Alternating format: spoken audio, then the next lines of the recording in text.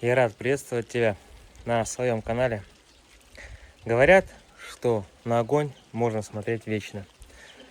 И я с этим соглашусь, потому что ничто не согреет человека так, как настоящее пламя огня из собственного камина. Для многих, конечно, является постройка камином чем-то таким сложным и недосягаемым, потому что многие думают, что для этого нужно иметь какие-то навыки, быть специальным специалистом, печником в третьем-четвертом поколении. И сейчас в этом ролике я хотел показать, что это на самом деле не так.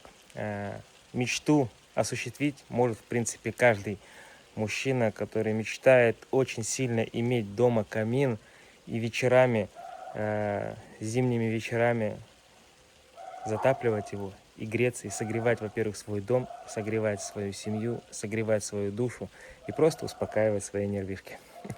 Это просто не передать, насколько это круто, поэтому желаю вам приятного просмотра.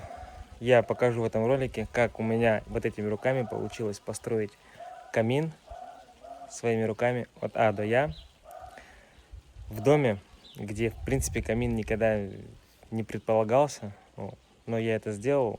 У меня нет никаких навыков, я не какой-то там строитель, и я никогда печки-то не ложил, и для меня это было впервые. Но результат мне понравился. Надеюсь, вам тоже понравится.